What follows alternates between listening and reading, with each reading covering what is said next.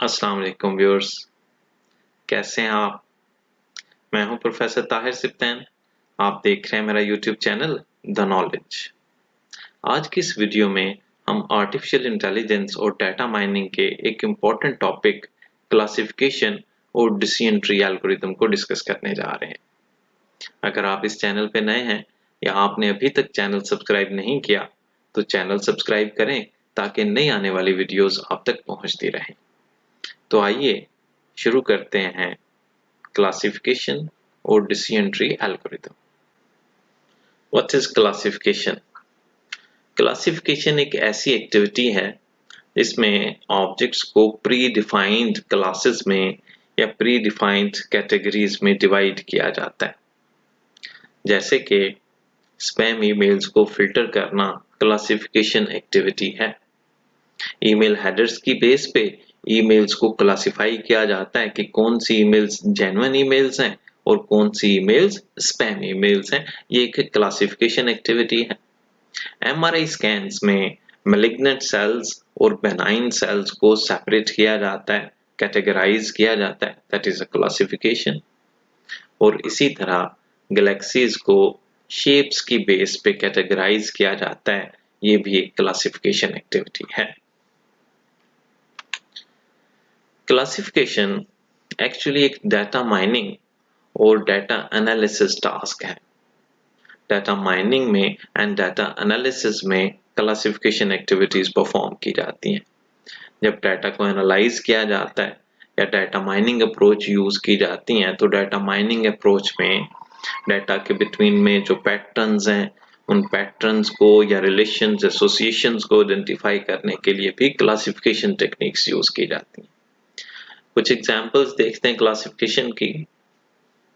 एक bank loan officer अगर loan applications को सेक्शन करने से पहले डाटा एनालिसिस परफॉर्म करना चाहता है, वो ये देखना चाहता है कि कौन सी एप्लीकेशंस रिस्की एप्लीकेशंस हैं और कौन सी एप्लीकेशंस सेफ एप्लीकेशंस हैं। तो ये एक डाटा क्लासिफिकेशन एक्टिविटी होगी, एक डाटा क्लासिफिकेशन टास्क होगा।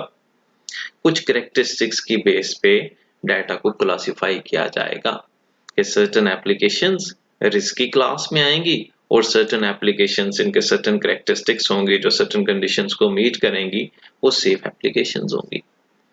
इसी तरह किसी कंपनी में एक मार्केटिंग मैनेजर पोटेंशियल कस्टमर्स को आइडेंटिफाई करना चाहता है कस्टमर्स की प्रोफाइल्स की बेस पे कि कौन से कस्टमर्स हैं जो उनकी प्रोडक्ट्स को परचेज करेंगे और कौन से कस्टमर्स हैं जो पॉसिबली उनकी प्रोडक्ट में इंटरेस्टेड नहीं हो सकते।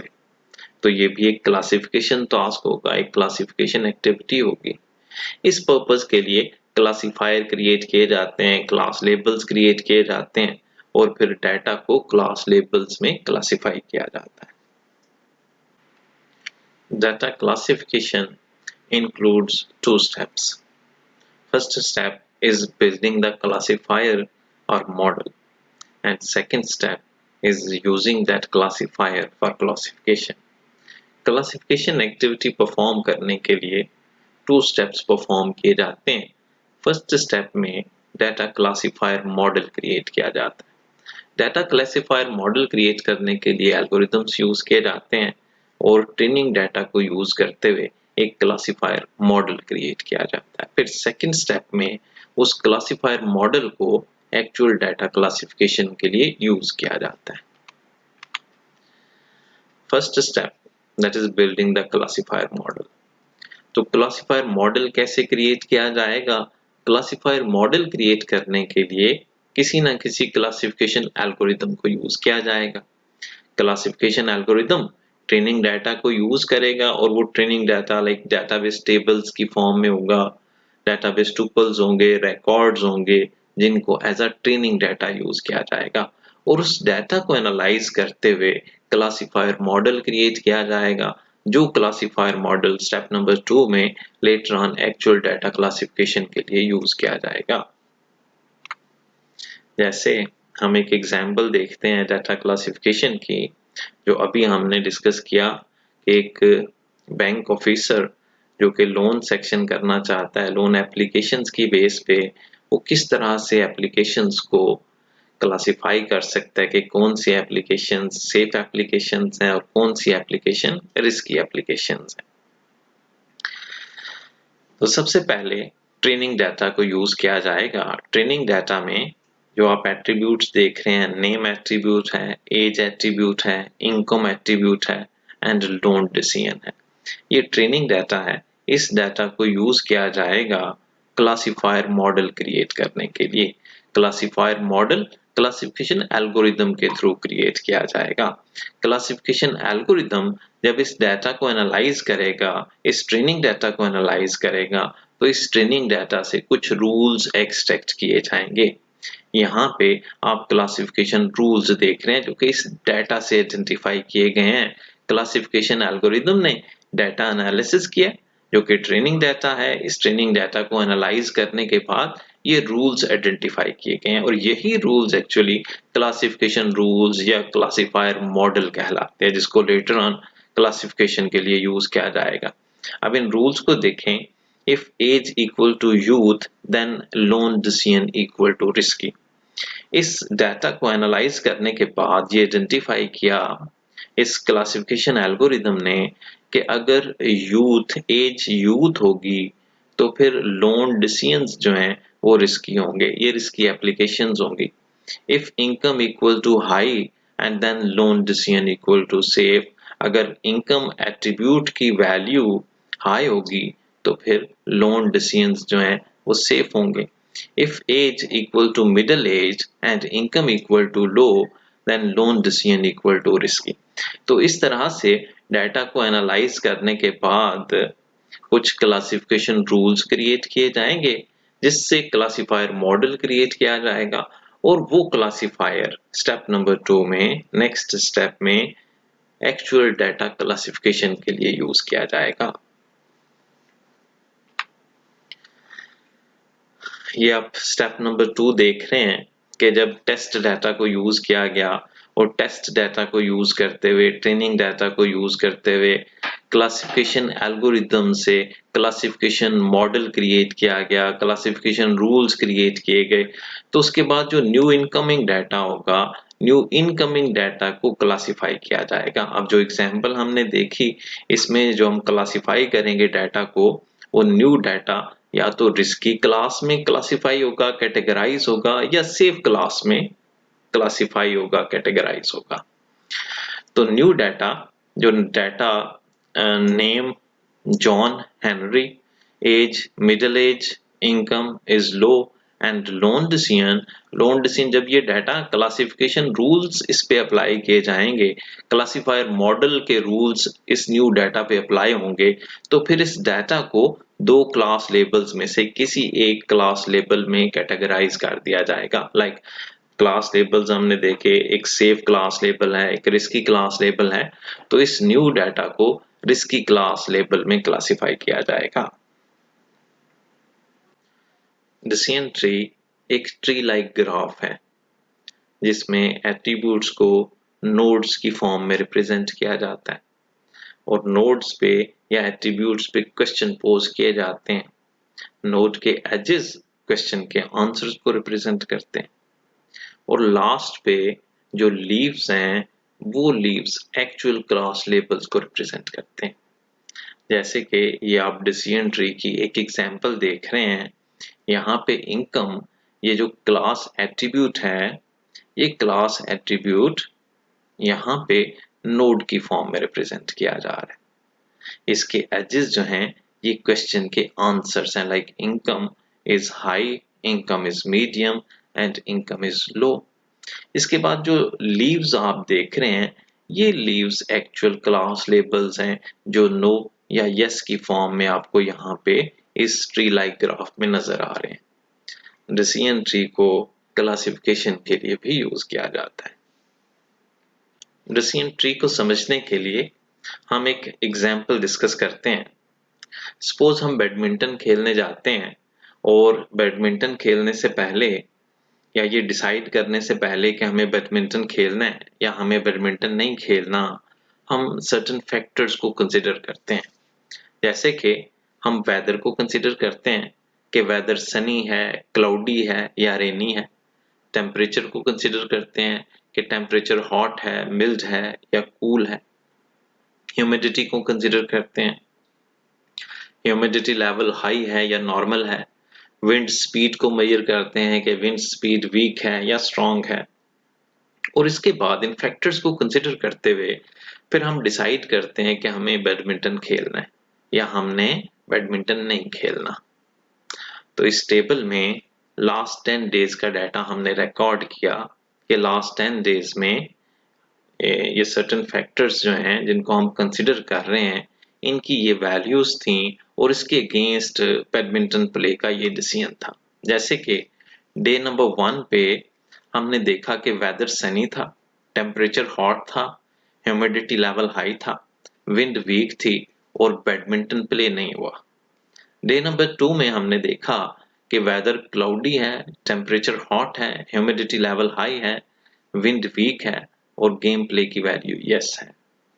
इसी तरह डे नंबर 3 पे वेदर सनी है, टेम्परेचर मिल्ड है, ह्यूमिडिटी नॉर्मल है, विंड स्ट्रॉन्ग है end game play value yes.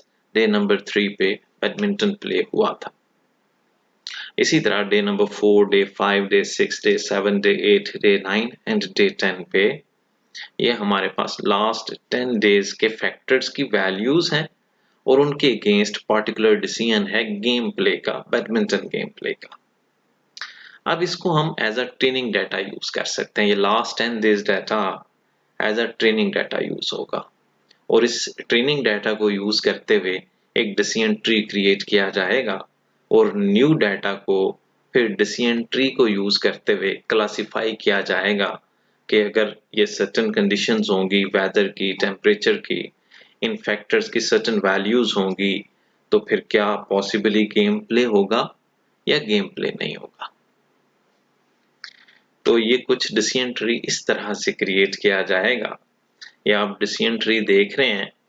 First जो एट्रीब्यूट है ये वेदर एट्रीब्यूट है जिसको कि रूट नोड कहा जाता है। ये रूट नोड के तौर पे वेदर एट्रीब्यूट को सिलेक्ट किया गया। यहाँ पे ये वेदर एट्रीब्यूट आप देख रहे हैं। वेदर एट्रीब्यूट को यहाँ पे रूट नोड के तौर पे सिलेक्ट किया गया है और वेदर एट्रीब्यूट के बाद 3 पॉसिबिलिटीज हैं जो इसके 3 एजेस हैं।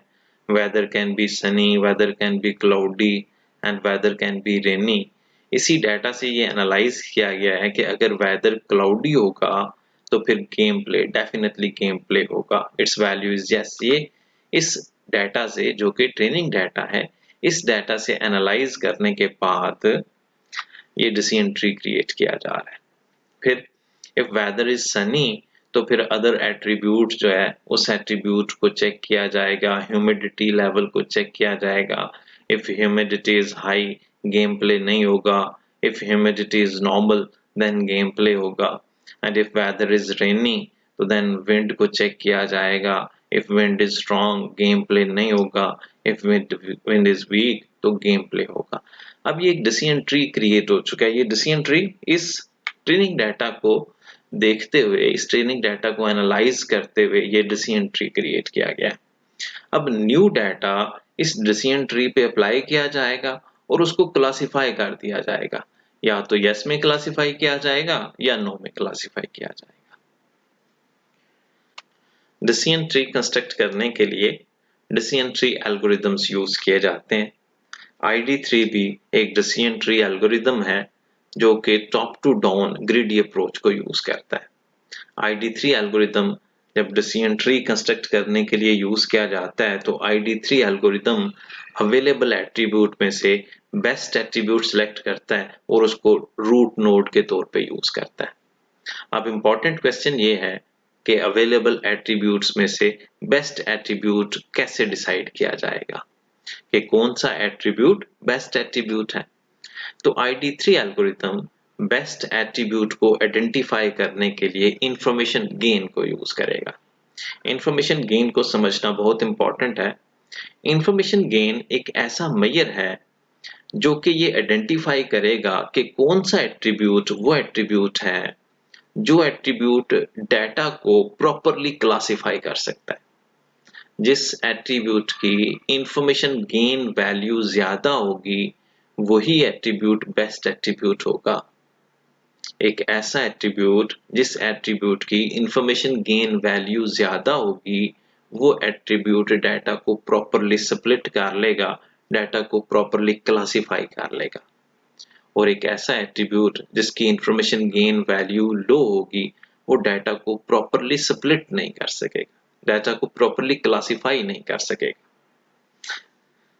जैसे इस डायग्राम में आप देख रहे हैं कि अगर हाई इंफॉर्मेशन गेन एट्रीब्यूट को यूज किया जाए डाटा स्प्लिट करने के लिए, तो जो डाटा स्प्लिट किया जा रहा है, जो डाटा क्लासिफाई किया जा रहा है, ये प्रॉपरली क्लासिफाई किया जा रहा है, प्रॉपरली अरेंज किया जा रहा है। जैसे प्लस के जो साइंस हैं, प्लस के सिंबल्स हैं, इनको एक ग्रुप में क्लासिफाई किया जा रहा है, और जो नेगेटिव के साइंस हैं, ये नेगेटिव के साइंस अलहदा क्लासिफाई किए जा रहे हैं, अलहदा ग्रुप किए जा रहे हैं। इसमें जस्ट 2 पॉजिटिव साइंस हैं और इसमें जस्ट 2 नेगेटिव साइंस हैं। तो ये डाटा को बेटर स्प्लिट कर सकता है वो एट्रीब्यूट जो कि हाई इंफॉर्मेशन गेन एट्रीब्यूट होगा।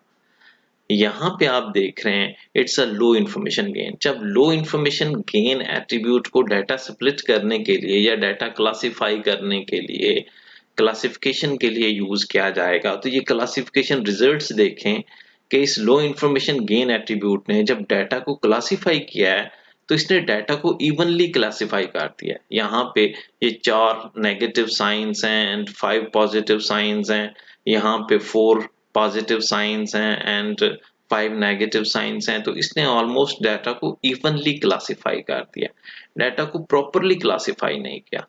तो हाई इंफॉर्मेशन गेन एक ऐसा मेजर है जो कि बेस्ट एट्रीब्यूट को सिलेक्ट करने के लिए यूज किया जाएगा। तो हम जिस एल्गोरिदम ID3 एल्गोरिदम को डिस्कस करने जा रहे हैं, इसमें इंफॉर्मेशन गेन बहुत इंपॉर्टेंट है। The second important measure is entropy. पहला इंपॉर्टेंट मेजर हमने देखा इंफॉर्मेशन गेन। इंफॉर्मेशन गेन को यूज किया जाएगा बेस्ट एट्रीब्यूट सिलेक्शन के लिए। एंड सेकेंड इंपॉर्टेंट मेजर जिसको ID3 एल्गोरिदम में यूज किया जाता है डिसीजन ट्री कंस्ट्रक्ट करने के लिए, दैट इज एंट्रोपी। एंट्रोपी एक ऐसा मेजर है जो कि डाटा डिसऑर्डर को आइडेंटिफाई करने के लिए या डाटा इम्प्योरिटी को मेजर करने के लिए, डाटा इम्प्योरिटी को आइडेंटिफाई करने के लिए यूज किया जाएगा। अगर हम ये देखना चाहते हैं कि हमारा डाटा कितना मेसी है, कितना डिसऑर्डर है, कितना इम्प्योर है, तो हम एंट्रोपी को यूज करेंगे। एंट्रोपी मेजर की वैल्यू जितनी ज्यादा होगी, उतना ज्यादा डाटा डिसऑर्डर होगा, इम्प्योर होगा, मेसी होगा। So it defines the randomness in data. जैसे आप ये देख रहे हैं, it's a high entropy, data scattered है, डाटा मेसी है। और ये लो एंट्रोपी देख रहे हैं, जब लो एंट्रोपी होगा तो डाटा ऑर्गेनाइज्ड होगा, डाटा मैनेज्ड होगा। एंट्रोपी को समझने के लिए एक एग्जांपल देखते हैं। एग्जांपल में एक साइड पे बास्केट है, बास्केट में कुछ फ्रूट्स रखे हुए हैं, एप्पल्स हैं, और अदर साइड पे फ्रूट लेबल्स हैं। यहाँ से एक फ्रूट उठाया जाए और यहाँ लेबल्स में से एक लेबल पिक किया जाए, तो क्या प्रोबेबिलिटी है कि ये दोनों सेम होंगे? Probability is equal to 1। जब प्रोबेबिलिटी 1 होगी तो फिर इम्प्योरिटी 0 होगी, इट मींस एंट्रोपी 0 होगी। तो अगर प्रोबेबिलिटी 1 हो तो एंट्रोपी 0 होगी या इम्प्योरिटी 0 होगी। अगर प्रोबेबिलिटी 1 नहीं होगी तो फिर इम्प्योरिटी भी 0 नहीं होगी। जैसे कि इस एग्जांपल में आप देख रहे हैं कि अब बास्केट में डिफरेंट टाइप ऑफ फ्रूट्स हैं और लेबल्स में भी डिफरेंट फ्रूट लेबल्स मौजूद हैं। तो अब यहाँ से एक लेबल पिक किया जाए और यहाँ से एक फ्रूट पिक किया जाए, तो डेफिनेटली इन दोनों के सेम होने की प्रोबेबिलिटी 1 नहीं है। तो जब प्रोबेबिलिटी 1 नहीं होगी तो फिर इम्प्योरिटी इक्वल टू 0 नहीं होगी, इट मींस एंट्रोपी 0 नहीं होगी। अब ये डाटा मेसी डाटा कहलाएगा, इम्प्योर डाटा कहलाएगा। तो जब डाटा इम्प्योर होगा तो उसके मेजर करने के लिए कि ये डाटा कितना मेसी है, ये डाटा कितना इम्प्योर है, इसके लिए एंट्रोपी मेजर को यूज किया जाता है। एंट्रोपी को मेजर करने के लिए एक फॉर्मूला यूज किया जाता है। ये फॉर्मूला आप देख रहे हैं, entropy of S equal to minus probability of yes log base 2 probability of yes minus probability of no log base 2 probability of no, where S is the total sample space। S जो हम data set use करेंगे, जो हम total sample space use करेंगे, training data use करेंगे, उसको S कहा जाएगा। And probability of yes is the probability of yes and P of no is the probability of no। और कुछ इंपॉर्टेंट कंसिडरेशंस हैं वो भी देख लें। इफ number of yes equal to number of no, अगर yes और no दोनों इक्वल होंगे तो probability of S will be 0.5। तो जब probability of S 0.5 होगी तो it means entropy will be equal to 1। इसी तरह से another important consideration, if it contains all yes or all no's, अगर सभी yes होंगे या फिर सभी वैल्यूज, सभी रिजल्ट, सभी डिसीजंस नो होंगे, सभी क्लास लेबल्स yes होंगे या सभी क्लास लेबल्स नो होंगे, then probability of S equal to 1 or 0। जब probability of S 1 होगी या फिर 0 होगी तो फिर एंट्रोपी इक्वल टू 0 होगी, डाटा मेसी नहीं होगा। बिकॉज एंट्रोपी मेजर जो है वो डाटा के मेसी होने का मेजर है कि डाटा कितना मेसी है, डाटा कितना इम्प्योर है। तो देखें जब सभी डाटा या तो यस है या सभी डाटा नो है तो इट मींस डाटा में कोई मेस नहीं है, डाटा इम्प्योर नहीं है, डाटा प्योर है, इसलिए एंट्रोपी वैल्यू 0 होगी। तो ये दो कंसिडरेशंस इंपॉर्टेंट हैं एंट्रोपी के लिए, एंट्रोपी मेजर करने के लिए। जब नंबर ऑफ यस और नंबर ऑफ नो इक्वल होंगे प्रोबेबिलिटी 0.5 होगी तो एंट्रोपी 1 होगी। जब सभी वैल्यूज यस होंगी या नो होगी प्रोबेबिलिटी 1 होगी। जैसे अभी हमने पीछे डायग्राम में भी देखा कि जब प्रोबेबिलिटी 1 होगी तो एंट्रोपी 0 होगी, डाटा मेसी नहीं होगा। ID3 एल्गोरिथम या डिसीजन ट्री एल्गोरिथम से डिसीजन ट्री कंस्ट्रक्ट करने के लिए हम एक एग्जांपल को डिस्कस करते हैं। जो एग्जांपल बैडमिंटन प्ले की एग्जांपल हमने लास्ट स्लाइड्स पे डिस्कस की, हम उसी एग्जांपल को यहाँ पे भी ID3 एल्गोरिथम में, डिसीजन ट्री एल्गोरिथम में डिसीजन ट्री कंस्ट्रक्ट करने के लिए यूज करेंगे। एग्जांपल में हम ये 14 टुपल्स देख रहे हैं, 14 रिकॉर्ड्स देख रहे हैं। ये लास्ट 14 डेज के रिकॉर्ड हैं, डे 1 टू डे 14, और हमारे पास वही एट्रीब्यूट्स हैं outlook, temperature, humidity and windy.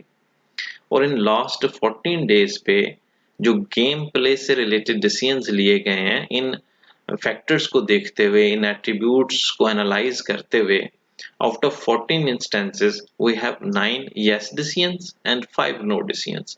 तो ये लास्ट 14 डेज में जो 14 इंस्टेंसेस है हमारे पास, इनमें 9 yes के डिसीजंस हैं एंड 5 no के डिसीजंस हैं। तो हम स्टेप नंबर 1 में सबसे पहले एंट्रोपी कैलकुलेट करेंगे। Entropy for our data set, जो हमारा डाटा सेट है डे 1 टू डे 14, इसकी एंट्रोपी को कैलकुलेट करेंगे। दो मेजर मैंने बताया था ID3 एल्गोरिथम में इंपॉर्टेंट है, एक इंफॉर्मेशन गेन इंपॉर्टेंट है और एक एंट्रोपी इंपॉर्टेंट है। हमने एक्चुअली इंफॉर्मेशन गेन को कैलकुलेट करना है। इंफॉर्मेशन गेन वो मेजर है जो ये डिफाइन करेगा कि कौन सा एट्रीब्यूट बेस्ट एट्रीब्यूट है, जिस एट्रीब्यूट को रूट नोड पे यूज किया जाएगा। इसी के लिए एंट्रोपी को भी कैलकुलेट किया जा रहा है।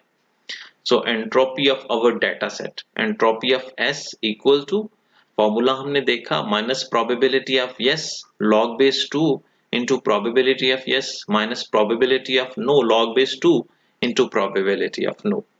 तो हम probability of yes और probability of no की वैल्यूज इस फॉर्मूला में पुट करेंगे। Entropy of S equal to minus probability of yes is 9/14। ये 9 yes की वैल्यूज हैं, yes के डिसीजंस हैं out of 14। So probability of yes is 9/14 into log base 2, 9/14, that is probability of yes minus probability of no। No के 5 decisions हैं and probability of no is 5/14 into log base 2, 5/14, probability of no is 5/14। आप calculator use करें, calculator को use करते हुए ये values compute करें तो एंट्रोपी जो कैलकुलेट होगी वो कुछ इस तरह से होगी, entropy of our data set, entropy of S equal to 0.41 plus 0.53 equal to 0.94। ये जो एंट्रोपी हमने कैलकुलेट की है, ये एंट्रोपी हमारे इन 14 टुपल्स की, हमारे इस डाटा सेट की एंट्रोपी है। तो हमने ये कैलकुलेट किया है, हमने ये मेजर किया है कि ये जो हमारा डाटा है ये एक्चुअली कितना मैसी है। तो इसका मेजर जो है ये 0.94 मेजर है कि हमारा डाटा कितना मैसी है। ये एंट्रोपी पेरेंट एंट्रोपी कहलाएगी, जिस एंट्रोपी को हम अपने as a whole complete data set की एंट्रोपी के तौर पे कैलकुलेट करेंगे, वो पेरेंट एंट्रोपी कहलाएगी। So parent entropy is 0.94। Now which node to select as root node. अब हमारे पास जो एट्रीब्यूट्स हैं वो आउटलुक एट्रीब्यूट है, टेम्परेचर एट्रीब्यूट है, ह्यूमिडिटी एट्रीब्यूट है एंड विंडी एट्रीब्यूट है। इन एट्रीब्यूट्स में से किस एट्रीब्यूट को रूट नोड के तौर पे सिलेक्ट किया जाएगा? जो बेस्ट एट्रीब्यूट होगा वो attribute as a root node select किया जाएगा। तो बेस्ट एट्रीब्यूट कौन सा एट्रीब्यूट है? जिसका इंफॉर्मेशन गेन मेजर जिसकी सबसे ज्यादा होगी। इंफॉर्मेशन गेन क्या है? इंफॉर्मेशन गेन वो मेजर है जो ये डिफाइन करेगा कि ये एट्रीब्यूट डाटा को कितना बेटर स्प्लिट कर सकता है। तो अब हम इंफॉर्मेशन गेन कंप्यूट करेंगे। आउटलुक के लिए इंफॉर्मेशन गेन कंप्यूट किया जाएगा, टेम्परेचर, ह्यूमिडिटी एंड विंडी सभी एट्रीब्यूट्स के लिए इंफॉर्मेशन गेन मेजर को कंप्यूट किया जाएगा। तो ये 4 एट्रीब्यूट्स हैं, outlook, temperature, humidity and windy. तो सबसे पहले हम फर्स्ट एट्रीब्यूट से स्टार्ट करते हैं, आउटलुक से स्टार्ट करते हैं और आउटलुक के लिए हम इंफॉर्मेशन गेन कंप्यूट करते हैं। इंफॉर्मेशन गेन कंप्यूट करने के लिए हमने आउटलुक जो कॉलम है, एट्रीब्यूट है, इसको एनालाइज किया। तो आउटलुक में हमें 3 पॉसिबिलिटीज जो थी, 3 फैक्टर्स आउटलुक के हमने आइडेंटिफाई किए। Outlook can be sunny, outlook can be overcast and outlook can be rainy. इस डाटा को एनालाइज करने के बाद हमने ये एक डायग्राम क्रिएट की, outlook can be sunny, outlook can be overcast and outlook can be rainy. जो टुपल्स या रिकॉर्ड जो हम देख रहे हैं, सनी के 5 रिकॉर्ड्स हैं और 5 रिकॉर्ड्स में 2 यस हैं और 3 नो के डिसीजंस हैं। ओवरकास्ट में 4 रिकॉर्ड्स हैं और 4 यस डिसीजंस हैं। रेनी में 5 रिकॉर्ड्स हैं, 3 यस डिसीजंस हैं और 2 नो डिसीजंस हैं। अब इसी डाटा को हम यूज करेंगे इंफॉर्मेशन गेन कंप्यूट करने के लिए। जैसे हमने टोटल डाटा सेट की जो 14 टुपल्स थे या 14 रिकॉर्ड्स थे, उन टुपल्स की एंट्रोपी कैलकुलेट की। इसी तरह से जब हम फर्स्ट एट्रीब्यूट को यूज करेंगे, लाइक आउटलुक एट्रीब्यूट को हमने सेलेक्ट किया कि हम आउटलुक एट्रीब्यूट की एंट्रोपी कैलकुलेट करते हैं, तो आउटलुक एट्रीब्यूट की एंट्रोपी हम आउटलुक की तमाम अकरेंस के अगेंस्ट कैलकुलेट करेंगे। जैसे कि आउटलुक इक्वल टू सनी, इसकी एंट्रोपी भी कैलकुलेट की जाएगी। Entropy of outlook when it is overcast and entropy of outlook when it is rainy. तो ये रिकॉर्ड्स हमने देखे, टुपल्स को एनालाइज किया था हमने। तो आउटलुक सनी के टोटल 5 टुपल्स हैं, 5 रिकॉर्ड्स हैं, जिसमें 2 यस डिसीजंस हैं और 3 नो डिसीजंस हैं। ओवरकास्ट के 4 रिकॉर्ड्स हैं और 4 यस वैल्यूज हैं और 0 नो डिसीजंस हैं। रेनी 5 डिसीजंस हैं, 5 टुपल्स हैं, 5 रिकॉर्ड्स हैं और 5 टुपल्स में से 3 यस डिसीजंस हैं और 2 नो डिसीजंस हैं।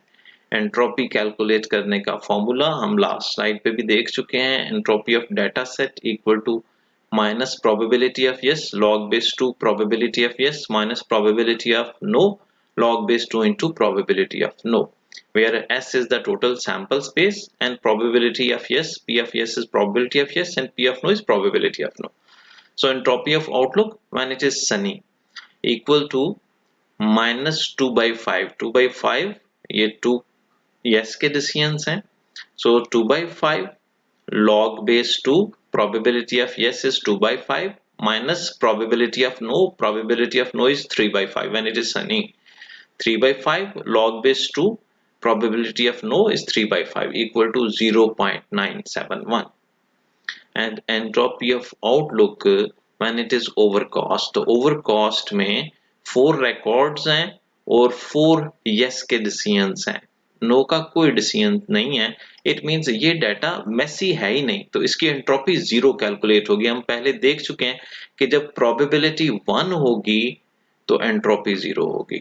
So entropy of outlook when it is overcost equal to probability 1 probability होगी 4 over 4, so 1 probability log base 2 1 probability of yes minus 0 probability of no log base 2 0 equal to 0। तो entropy जो calculate हुई over cost की, because सभी value yes हैं तो ये 0 entropy calculate हुई। लास्ट स्लाइड्स पे मैंने जब इंपॉर्टेंट कंसिडरेशंस बताई थी तब भी मैंने ये इंपॉर्टेंट फैक्टर बताया था कि जब प्रोबेबिलिटी 1 होगी तो एंट्रोपी 0 होगी, डाटा मेसी नहीं होगा।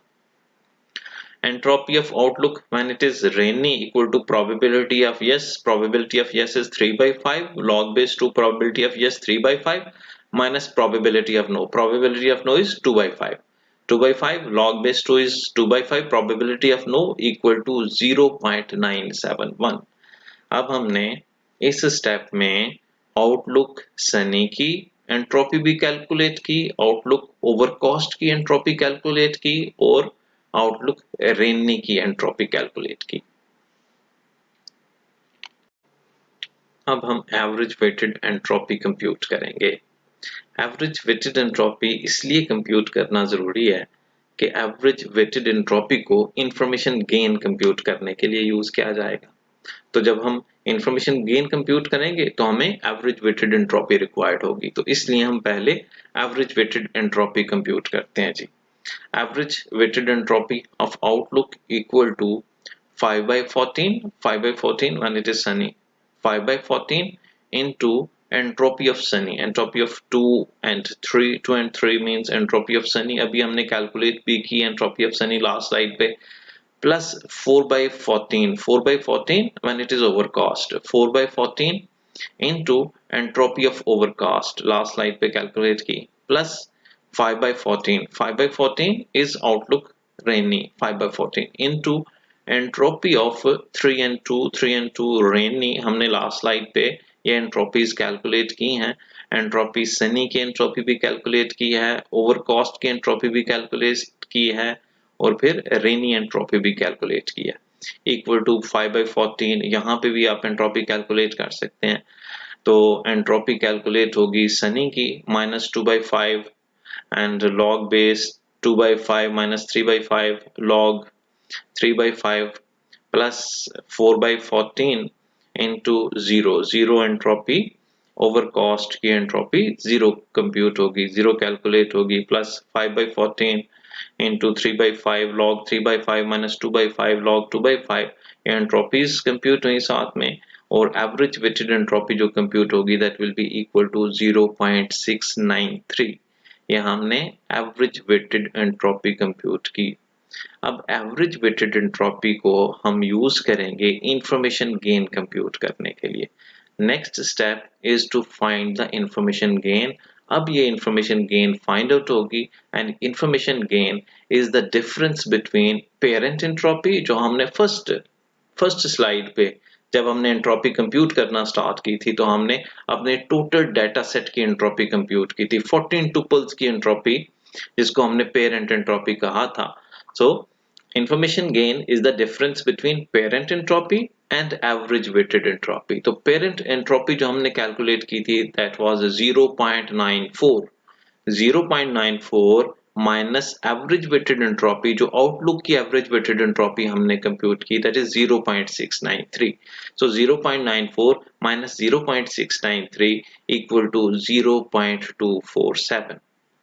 अब ये जो 0.247 देख रहे हैं ये इंफॉर्मेशन गेन मेजर है जो ये डिफाइन करेगा कि ये एट्रीब्यूट कितना डाटा को बेटर स्प्लिट कर सकता है। जिस एट्रीब्यूट की इंफॉर्मेशन गेन वैल्यू ज्यादा होगी वो एट्रीब्यूट बेस्ट एट्रीब्यूट कंसिडर होगा जो कि डाटा को बेटर स्प्लिट करेगा।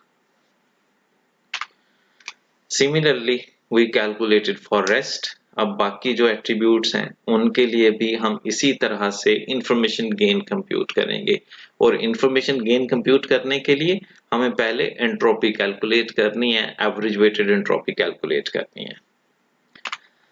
तो जब हमने ये सारी कंप्यूटेशंस परफॉर्म की, हमने आउटलुक के लिए अभी जो इंफॉर्मेशन गेन कंप्यूट की that was 0.940 minus 0.693 equal to 0.247। इसी तरह टेम्परेचर के लिए भी इंफॉर्मेशन गेन कंप्यूट होगा, तो मैं इसको स्किप कर रहा हूँ, या आप खुद से कंप्यूट कर सकते हैं। आप इंफॉर्मेशन गेन कंप्यूट किया टेम्परेचर के लिए दैट इज 0.029, ह्यूमिडिटी के लिए इंफॉर्मेशन गेन कंप्यूट किया 0.152, और विंडी एट्रीब्यूट के लिए इंफॉर्मेशन गेन की वैल्यू है 0.048।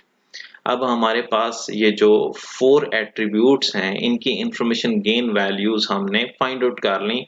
आउटलुक की इंफॉर्मेशन गेन 0.247, टेम्परेचर की 0.029 एंड ह्यूमिडिटी की 0.152 एंड विंडी की 0.048, since maximum gain equal to 0.247, तो इसमें जो हाईएस्ट वैल्यू है वो है 0.247 जो कि आउटलुक की वैल्यू है। So outlook is our root node. तो इन एट्रीब्यूट्स में से सबसे best attribute outlook attribute select होगा, और आउटलुक एट्रीब्यूट को as a root node use किया जाएगा लाइक दिस। अब आप देखें कि जो डिसीजन ट्री कंस्ट्रक्ट होगा उसमें पेरेंट नोड आउटलुक की नोड होगी। ये first node parent node outlook, और आउटलुक में हमने 3 पॉसिबिलिटीज देखी थी। Outlook can be sunny, outlook can be overcast and outlook can be rainy. जब हमने आउटलुक ओवरकास्ट देखा था तो overcast contains only yes values, yes decisions. Overcast में सभी डिसीजंस जो थे वो यस के डिसीजंस थे। तो यहाँ पे ये ओवरकास्ट आउटलुक ओवरकास्ट तो कंप्लीट होगा कि व्हेनेवर देयर इज ओवरकास्ट तो बैडमिंटन प्ले डेफिनेटली होगा। इसके बाद आउटलुक सनी एंड आउटलुक रेनी। अब यहाँ पे हमें दोबारा से कैलकुलेट करना पड़ेगा। सनी के अगेंस्ट भी हम कैलकुलेशंस करेंगे और रेनी के अगेंस्ट भी कैलकुलेशंस करेंगे, उसी तरह से कैलकुलेशंस की जाएंगी। और सनी के अंदर अब हम कौन सी सनी के अंदर नोड क्रिएट करेंगे, रेनी के अंदर कौन सी नोड क्रिएट करेंगे, इसके लिए हम दोबारा से एंट्रोपी भी कैलकुलेट करेंगे एंड इंफॉर्मेशन गेन भी कैलकुलेट करेंगे। आउटलुक को पेरेंट नोड पे सिलेक्ट किया और आउटलुक में देन सनी को सिलेक्ट किया। अब सनी में नेक्स्ट किस नोड को ऐड किया जाएगा? 3 एट्रीब्यूट्स हैं, टेम्परेचर एट्रीब्यूट है, ह्यूमिडिटी एट्रीब्यूट है एंड विंड एट्रीब्यूट है। इन सभी एट्रीब्यूट्स की इंफॉर्मेशन गेन वैल्यू कंप्यूट की जाएगी।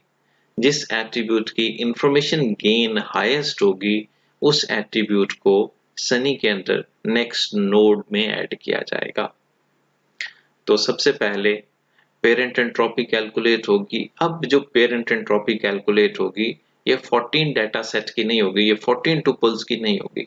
अब सनी की एंट्रोपी ही पेरेंट एंट्रोपी कंसीडर की जाएगी, बिकॉज अब हम सनी के अंडर नेक्स्ट नोड क्रिएट करने जा रहे हैं। So calculate parent entropy for sunny, ये हमने पहले भी कैलकुलेट की है। Entropy of sunny equal to probability of yes, probability of yes is 2/5, probability of yes is 2/5 log base 2 into 2/5 minus probability of no is 3/5, 3/5 log base 2 into 3/5 equal to 0.971। अब जो parent entropy हमने use करनी है वो हमने सनी की parent entropy use करनी है, बिकॉज सनी के अंडर नेक्स्ट नोड क्रिएट होगी। Now calculate the information gain of temperature. अब टेम्परेचर की इंफॉर्मेशन गेन, ह्यूमिडिटी की इंफॉर्मेशन गेन एंड विंड की इंफॉर्मेशन गेन कंप्यूट करनी है। इनमें से हाईएस्ट इंफॉर्मेशन गेन को सिलेक्ट करना है सनी के अंडर नेक्स्ट नोड के लिए। Now calculate the information gain of temperature. Temperature की इंफॉर्मेशन गेन कंप्यूट करने के लिए एवरेज वेटेड एंट्रोपी कैलकुलेट करनी है। तो पहले एवरेज वेटेड एंट्रोपी कैलकुलेट होगी, फिर टेम्परेचर का इंफॉर्मेशन गेन कंप्यूट होगा। Average weighted entropy for temperature equal to 2/5 into entropy of hot plus 2/5, that is 2/5 into entropy of mild, that is 1 and 1, plus 1/5 into entropy of 1 and 0, entropy of cool equal to 2/5 equal to 0.4। तो ये जो average weighted entropy compute हुई है temperature की, that is 0.4। अब temperature की information gain compute होगी, information gain equal to entropy, parent entropy जो कि सनी की एंट्रोपी होगी 0.971, 0.971 minus average weighted entropy, average weighted entropy of temperature, average weighted entropy of temperature equal to 0.4, 0.971 minus 0.4 equal to 0.571। तो temperature का information gain value जो compute हुई है that is 0.571। जैसे हमने टेम्परेचर की इंफॉर्मेशन गेन को कंप्यूट किया, इसी तरह से ह्यूमिडिटी की इंफॉर्मेशन गेन कंप्यूट होगी और विंडी की इंफॉर्मेशन गेन कंप्यूट होगी। ये लेक्चर को थोड़ा मिनिमाइज करने के लिए मैंने ह्यूमिडिटी और विंडी की कंप्यूटेशंस इसी तरह से लिख दी हैं, ये मैंने कंप्यूट नहीं किया, आप इसको खुद से कंप्यूट कर सकते हैं। इंफॉर्मेशन गेन, टेम्परेचर की information gain value is 0.571, humidity information gain is 0.971 and windy information gain is 0.020। तो इसमें से जो लार्जेस्ट वैल्यू है that is 0.971, so 0.971 information gain of humidity is the largest one। तो जो लार्जेस्ट वन वैल्यू होगी information gain की, उस एट्रीब्यूट को सिलेक्ट किया जाएगा। तो ह्यूमिडिटी एट्रीब्यूट सिलेक्ट होगा और ह्यूमिडिटी एट्रीब्यूट को सनी के अंदर नेक्स्ट नोड के लिए यूज किया जाएगा। जैसे यहाँ पे अब आप देखें कि आउटलुक पेरेंट नोड सिलेक्ट की गई, रूट नोड सिलेक्ट की गई, इसमें हमने सनी को सिलेक्ट किया एंड सनी में जो नोड सिलेक्ट की गई दैट इज ह्यूमिडिटी। और ह्यूमिडिटी में अगर हम ऑब्जर्व करें तो ह्यूमिडिटी डाटा में जो 3 रिकॉर्ड्स हैं, इन 3 रिकॉर्ड्स में नो के डिसीजंस हैं, नॉर्मल की जो वैल्यू है एंड नॉर्मल ह्यूमिडिटी में 2 रिकॉर्ड्स हैं और 2 की वैल्यू यस है। इट मींस ह्यूमिडिटी हाई होगी तो नो प्ले होगा, ह्यूमिडिटी नॉर्मल होगी तो प्ले यस होगा। Similarly finds the node under rainy, जैसे हमने सनी के अंदर एट्रीब्यूट्स फाइंड आउट किए, ह्यूमिडिटी नोड को सिलेक्ट किया, इसी तरह रेन के अंदर या रेनी में भी नेक्स्ट नोड्स इसी तरह से फाइंड आउट की जाएंगी और डिसीजन ट्री क्रिएट किया जाएगा। जब डिसीजन ट्री कंप्लीट होगा तो डिसीजन ट्री कुछ इस तरह से होगा, आउटलुक पेरेंट नोड होगी एंड ह्यूमिडिटी नेक्स्ट नोड होगी, रेन के अंडर विंडी नेक्स्ट नोड होगी। अब इस डिसीजन ट्री को यूज किया जा सकता है नेक्स्ट डाटा को क्लासिफाई करने के लिए। जो भी नेक्स्ट डाटा टुपल्स होंगे, जो भी नेक्स्ट डाटा रिकॉर्ड होगा, उस डाटा को इस डिसीजन ट्री पे अप्लाई किया जाएगा और डाटा को क्लासिफाई कर दिया जाएगा। या तो यस में क्लासिफाई किया जाएगा या नो में क्लासिफाई किया जाएगा। तो प्रेडिक्शन की जाएगी एंड डिसीजन मेकिंग की जाएगी। That's it for today. Thank you very much.